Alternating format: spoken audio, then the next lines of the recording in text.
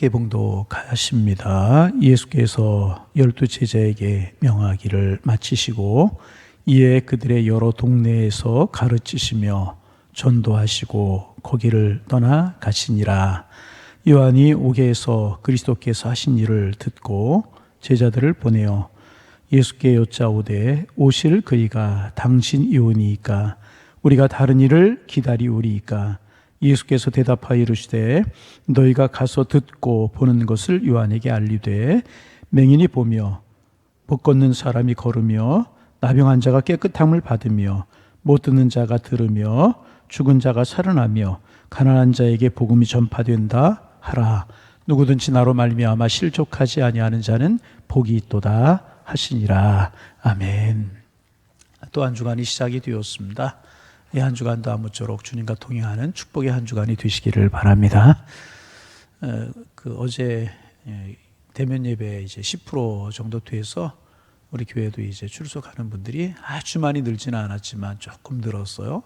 그만큼만 늘어도 참 마음이 좀 편한 것 같고 예배가 조금 더 은혜로운 것 같고 속히 코로나 전국이 끝나서 우리 예배가 힘이 있고 하나님 앞에 영광이 되는 그런 때가 속히 올 수 있도록 우리 기도하실 수 있기를 바랍니다.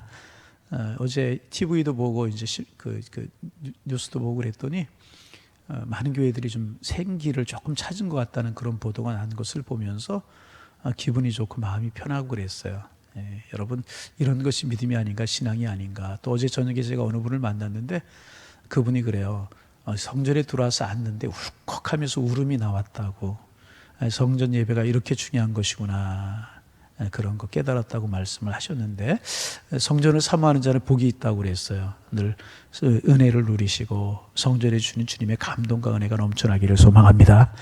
새벽 예배도 우리가 그동안 이제 단계별로 떨어졌어요. 이렇게 한 70여 80여 명 그렇게 되다가 코로나 나고 한 45명 이렇게 되다가 또 35명 30명까지 내려왔었는데 이제 점점 더 올라가기를 원합니다. 기도하는 교회가 힘 있는 교회고 예배가 살아있는 교회가 힘 있는 교회고 예배가 은혜롭고 기도가 살아나면 우리의 신앙이 성장하고 그러면 우리가 그 믿음을 따라 복되게 되는 거예요. 이거 틀림없는 사실입니다. 기도하시고 그런 은혜가 우리에게 있기를 소망합니다. 세례 요한에 관해서 이제 지난 금요일부터 우리가 묵상하면서 은혜를 나누고 있죠. 세례 요한은 주님의 길을 예비하기 위해서 이 땅에 하나님이 보내셔서 오신 사람이 세례 요한입니다. 요단강에 세례를 베풀 때 예수님께서 요한에게 세례를 받으러 오셨을 때 내가 예수님께 세례를 받아야지 내가 어떻게 예수님께 세례를 베풀 수 있습니까? 나는 예수님의 신들매를 감당할 수도 없습니다. 신발끈을 묶고 풀 수 있는 자격도 없는 사람이 납니다. 겸손했던 사람이죠.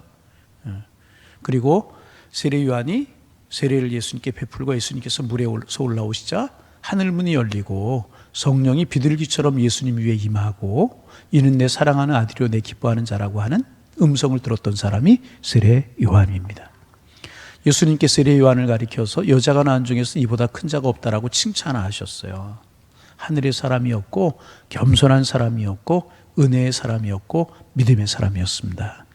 그런데 오늘 본문에 보면 그 세례 요한이 금요일 날 우리가 묵상한 것 좀 복습합니다. 제자들을 예수님께 보내어서 묻습니다. 당신이 오실 메시아입니까? 아니면 우리가 다른 메시아를 기다려야 하는 것입니까? 세례 요한의 마음속에 의심이 든 것, 충격적인 물음이 아닐 수가 없습니다. 다른 사람이 아니라 세례 요한, 그 세례 요한, 예수님이 그렇게 칭찬하셨던 그 세례 요한이 예수님께 관해서 의심을 하고 있기 때문에 이것은 충격적인 질문이 아닐 수가 없는 것입니다. 세례 요한의 마음속에 의심이 들었던 거예요. 그래서 우리가 이 의심의 뿌리를 좀 생각해 볼 필요가 있다고 말씀을 드렸죠. 창세기 3장에 보면 사단이 하와에게 와서 물어요. 저 나무의 실과를 먹으면 정령 죽으리라고 말씀하셨더냐? 그렇다. 아니다. 죽을 것이 아니라 눈이 밝아져서 하나님처럼 될 것이다. 여러분 사탄이요 하나님을 부인하게 만드는 게 아니에요. 하나님은 없다고 믿지 말라고 하는 게 아니고요. 살짝 하와의 마음속에 의심을 심어놓는 거예요. 어떻게? 정령 죽을 것이라고 말씀하셨더니 아니다. 죽지 않고 눈이 밝아져서 하나님처럼 된다. 의심의 마음을 심어주는 의심의 뿌리가 여기라는 거죠. 여러분, 믿음 없는 것이 아니에요. 하나님 믿지 못하는 게 아니에요. 하나님의 말씀을, 하나님의 능력을 살짝 믿지 못하는 씨를 지금, 안개를 하와의 마음속에 뿌려놓고 있고, 그것이 뿌리가 되어서 우리도 신앙생활 하다 보면은요, 하나님 안 믿는 거 아니에요. 하나님 믿어요. 하나님의 능력을 믿어요. 그러나 우리의 마음속에도 의심이 들 수가 있다는 것입니다. 우리 신앙 생활하는 우리 마음속에 사탄이 의심을 뿌려놓고 하나님에 관해서 의심하게 만들 때가 있다는 것입니다. 우리가 육신적으로 약해지거나 어떤 어려운 일을 당하거나 또 우리가 기도하지 않거나 말씀 생활이 제대로 이루어지지 않고 인간적인 문제로 고민하고 있을 때 마귀는 하나님을 부인하고 하나님 없고 하나님 믿지 말라는 것이 아니고요. 의심을 우리의 마음속에 심어놓아서 흔들리게 만드는, 정말 그럴까? 예수님 사랑할까? 내가 기도하면 하나님 들어줄까? 내가 이렇게 신앙생활하다 결과가 정말 아름다운 것일까? 이렇게 사탄이 우리의 마음속에 의심을 심어놓고요, 그것이 마음속에 들어오면 의심이 우리 속에서 자꾸 뿌리를 내리고 역사하기 시작하는 것입니다. 그래서 과거에 받았던 성령 체험, 은혜 받았던 말씀, 정말 불같이 믿음이, 정말 불같았던 믿음이 사라져버리고 부정적인 생각이 들고 파괴적인 생각이 들고 의심하는 생각이 들고 그럴 때가 있다는 것입니다. 마귀가 우리의 마음속에 의심을 심어주고 있는 것입니다. 지금 세례 요한이요, 예수님을 부인하고 있는 것이 아니에요. 그런데 의심하고 있는 것입니다. 그러면 왜 세례 요한의 마음속에 이런 의심이 들어왔다고 말씀을 드렸나요? 지금 세례 요한이 처해 있는 환경을 생각할 필요가 있다고 그래서 정의를 선포하다가 감옥에 갇혀 있어요. 어려운 환경에 세례 요한이 빠졌다는 것입니다. 그래서 세례 요한이 약해져 버리고 만 것입니다. 그래서 순간적으로 그런 생각을 하게 된 것이라는 것입니다.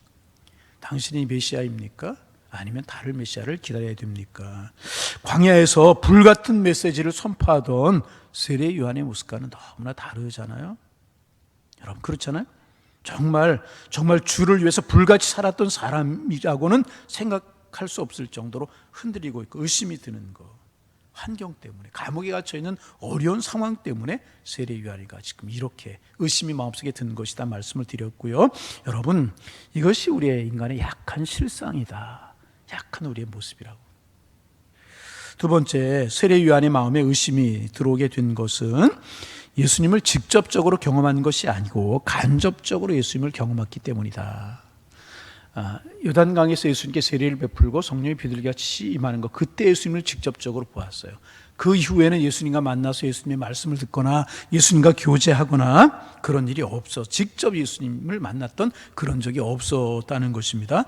먼 발치에서 예수님 기적 행하시는 것 보고 말씀 전하시는 것 간접적으로 듣고 그랬다는 것입니다. 여러분 그렇습니다. 우리가 기억해야 될 것은 뭐냐면 언제든지 간접적인 경험과 간접적인 소문은 능력이 없는 거예요. 간접적인 소문과 경험 능력이 없는 것입니다. 대부분의 그리스도인들에게 확신이 없고 믿음이 없는 것은 뭐냐면 직접적으로 은혜 받은 경험, 직접적으로 하나님의 은혜를 체험한 것이 없기 때문에 그런 것입니다. 그래서 여러분, 우리는요, 다른 사람이 말한 것이 아니라 다른 사람이 가르쳐 주어서 아는 은혜가 아니라 내가 무릎 꿇고 기도하다 직접 은혜를 경험하고 내가 성경을 보다가 부딪혀오는 말씀에 내가 감동이 되고 직접 주님을 만나는 경험이 중요한 것입니다. 여러분, 이게 중요한 것입니다. 기도하다 그래서 여러분, 우리가 받는 은혜가 있어야 돼.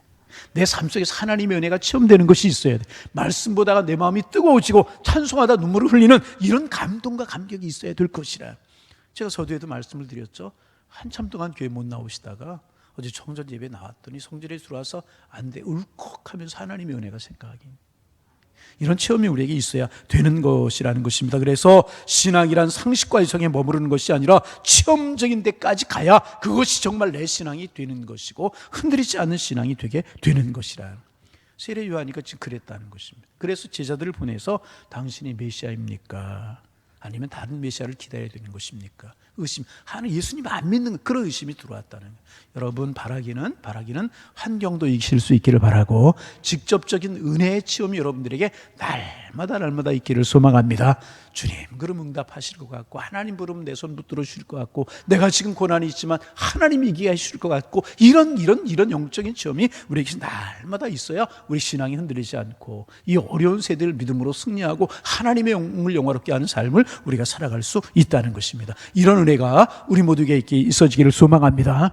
여하튼 제자들을 보내서 세례 요한이가 예수님께 그렇게 질문했어요. 예수님의 질문에 세례 요한의 질문에 예수님이 어떻게 대답을 하셨는가? 우리 4절 5절 말씀 같이 한번 읽어봅니다. 읽습니다.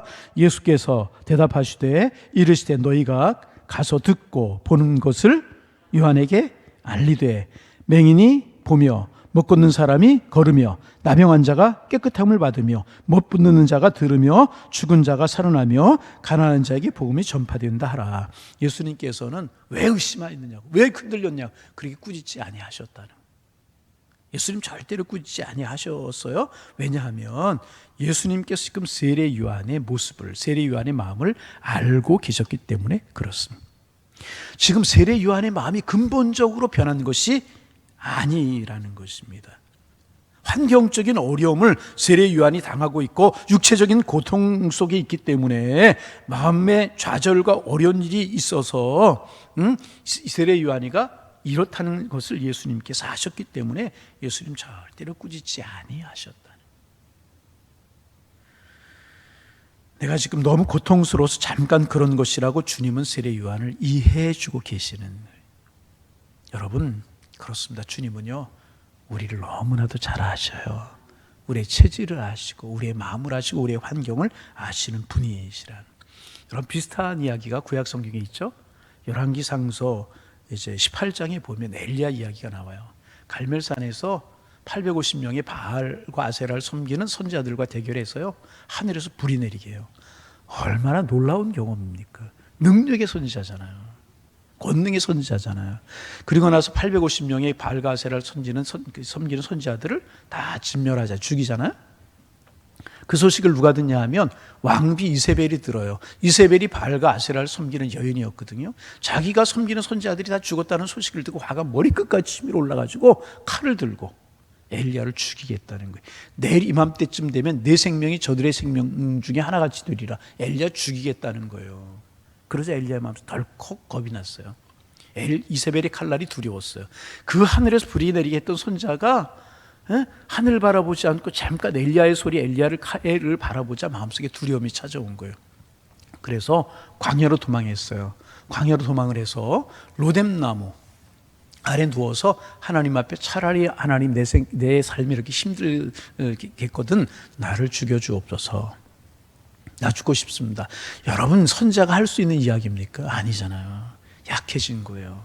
이세벨의 칼날을 이세벨이 죽이겠다. 세례 요한의 형편하고 비슷하잖아요. 그때 예수님 어떻게 하셨어요? 그래 알고 너 죽고 싶으면 죽어. 내버려 두셨어요. 야 너 이놈아 너 그럴 수 있어? 어떻게 신앙이 이렇게 흔들려? 그럴 수 있어? 그렇지 않았다는 거예요. 천사를 보내셔서 엘리야를 어루만지셨어요. 일어나 먹으라. 보니까 수풀에 군 떡과 한 병물이 있었다는 거죠. 먹고 힘을 얻고 또 누워 잤어요. 또 흔들어요. 수풀에 군 떡과 떡이 있는 거예요. 먹으라. 먹고 힘을 얻어서 하나님의 산 호렙에 이르는 그런 엘리야의 모습을 우리가 볼 수 있는 것 아니겠습니까? 여러분 이게 엘리야의 마음속에 근본적으로 불신앙, 믿음 없는 불신앙 때문에 그렇게 되는 것이 아니라는 것입니다. 인간적인 약함과 어려운 고난 때문에 엘리야가 그랬다는 것, 세례 요한이 그랬다는 것을 우리 주님이 아셨기 때문에, 통찰하고 계셨기 때문에 그렇다는 것입니다. 여러분 우리 은혜 받고 한때 열심히 주님을 잘 섬길 때가 있고 정말 은혜 받고 감격으로 주님을 섬길 때가 있어요. 그러나 때로는 탈진에 빠질 때가 있어요. 엘리야처럼 탈진에 빠지고 세례 요한처럼 마음속에 의심이 생기고 그럴 때가 있어요. 그럴 때 나타나는 현상이 뭔 줄 아십니까? 예배가 귀찮아지고 기도가 귀찮아지고 그럴 때 있잖아요. 기도하는 것이 잘 안 되고 예배가 힘들어지고 왜 찬송 5절 있는 거 부르면 왜 목사님 5절 부르나? 한 절 있는 거 부르면 얼마나 좋을까? 봉사도 신앙생활도 재미가 없고 그럴 때가 있다. 이게 바로 이런 마음이라는 거예요. 그게 여러분 우리 하나님 안 믿어서 그런 거 아니고요. 주님 사랑하는 마음이 근본적으로 없어져서 그런 것이 아니라는 것을 주님이 알고 계신다. 그때 여러분 주님 우리 절대로 야단치지 아니하실 거예요. 절대로 야단치지 않아요. 응? 그리고 우리에게 뭐라고 말씀하십니까? 쉬어라. 다시 회복해라. 참 주님 사랑의 주님. 응? 모든 사람이 어떤 사람 비판할 수 있어요. 왜 뭐 그렇게 뒤로 앉아 있느냐, 왜 그러느냐. 그러나 주님은 그 사람을 비판하지 않을 수 있다. 또 반대로 모든 사람이 그 사람을 칭찬하고 믿어주고 이제 밀어주고 그렇지만은 주님은 그 사람에게 채찍을 가할 수도 있어요. 왜? 마음의 근본, 마음의 생각을, 환경을 보시는 주님이시기 때문에. 어떤 사람이 주님을 잃어버리고 기도도 잃어버리고 절망 가운데 빠져 헤매고 있지만 주님은 그 사람을 위로하시고 축복하시고 싶은 사랑의 마음을 가지고 계실 수 있다는 사실을 우리가 기억해야 될 것이라. 지금 세례요한 정의를 외치고 믿음 있는 사람이었습니다. 그러나 지금 그가 감옥에 들어가 있어요. 육체적인 고난과 연약함 때문에 일시적으로 예수님에 관해서 의심하고 있는 것입니다.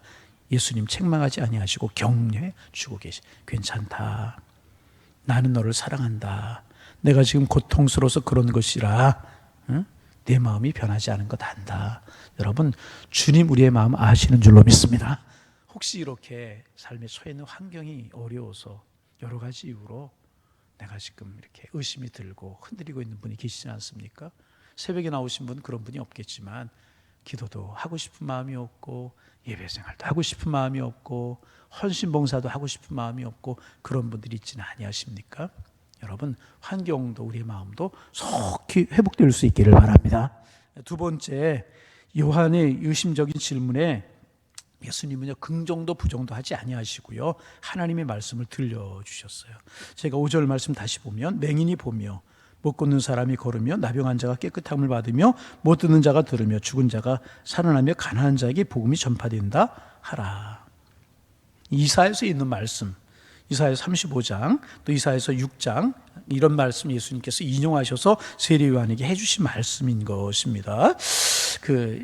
예수님이 하신 말씀이 뭐야? 구약의 말씀을 인용하시면서 구약 성경에 예언된 그 예언이 나로 말미암아 이루어지고 있다라고 하는 사실을 그대로 세리에게 가서 이야기하라. 그렇게 말씀하고 계시는 것입니다. 무슨 말씀이십니까? 예수님이 세리 요한을 위로하고 계시는 것입니다. 자신에서 의심을 품었어요. 응? 그 세례 의심을 품었던 세례 요한을 따뜻한 사랑의 애정을 가지고요 위로하고 계시는 거예요. 구약에 있는 말씀이 나를 통해서 이루어진다. 여러분 다시 말씀드리면 신앙생활에는 항상 충만한 게 아니에요. 우리가 경험하지 않아요? 더 열심히 내고 더 봉사하고 그러던 사람이 탈진에 빠져 있는 사람이 있을 수가 있어요. 탈진에 빠져 있던 사람이 또 회복될 수 있어요. 엘리야처럼 그럴 수 있다는 거죠. 그래서 신앙생활에 리듬이 있을 수 있어요. 올라갔다 내려갔다 또 올라갔다 떨어졌다 그럴 수 있다는 거예요. 여러분 지금 어느 때에 계십니까? 올라가고 계세요? 올라가 독수리처럼 올라가고 계십니까? 한번 좀 아니면 내려가려고 그래요? 아니면 바닥을 치고 있어요? 어느 때에 있으십니까? 신앙생활 이럴 수 있어요. 왜? 연약한 육신이기 때문에. 근데 중요한 것은 뭐냐 하면 이 파도가 올라갈 때 많이 올라가고 내려갈 때는 조금 내려가야 되는데 어떤 분은 올라갈 때 조금 올라가고 내려갈 때 엄청 내려가요. 리듬이 있을 수 있다는 거죠. 왜? 연약한 육신, 환경 때문에, 연약함 때문에 그럴 수 있다는 거예요. 그러나 중요한 사실은 뭐냐 하면 그럴지라도 주님 우리를 사랑하고 계시다는 거예요. 이 사실을 우리가 믿어야 돼요. 내 신앙이 믿음이 근본적으로 흔들리는 것이 아니라 이런 여러 가지 환경, 나의 연약함 이런 것 때문에 의심이 들어올 수 있고 굴곡이 있을 수 있다는 것입니다. 어떻게 되는가? 어떤 자리, 어떤 형편에 있든지 언제나 주님을 바라봐야 되는 것입니다. 지금 예수님께서 제자들에게, 세례요한 제자에게 이들이 와서 이 세례요한의 질문을 대신 물을 때 예수님 뭐라고 말씀하셨어요? 맹인이 보며 못 걷는 사람이 걸으며 나병한 자 깨끗함을 받으며 못 듣는 자가 들으며 죽은 자가 살아나며 가난한 자에게 복음이 전파된다 하라. 구약에 있는 말씀, 메시아가 오셔서 그런 일을 할 것이라고 하는 그 말씀을 전하라고 말씀을 하셨잖아요. 그렇죠? 이 말은 뭐예요? 내가 메시아다. 구약 성경에 나타난 메시아다. 그 말씀을 지금 하고 계시는 거예요. 그러니까 뭐예요? 성경을 바라보고 나를 바라봐라. 자세히 보면 메시아인 것을 알게 될 것이다. 여러분, 우리가 신앙에 굴곡이 있고 신앙생활에 어려움이 있고 그럴 때가 있지만 우리가 한결같이 잊지 말아야 될 것이 무엇이냐? 언제나 주님을 바라봐야 될 것이라. 주만 바라볼지라. 할렐루야. 주님, 굴곡이 있을 수 있어, 의심이 있을 수 있고 흔들림도 있을 수 있어. 그러나 한 번도 주님 우리를 놓치지 아니하시고 우리 곁에 떠나지 아니하시고 우리 곁에 계시는, 우리가 주님을 잊을지라도, 주님을 잠깐 못 볼지라도 주님은 항상 우리와 함께 하시는 분이시라. 여러분, 이 주님 바라보시기를 바랍니다. 이 주님 손 붙드시기를 바랍니다. 그래서 6절 말씀, 예수님이 이렇게 말씀하여 같이 읽어봅니다.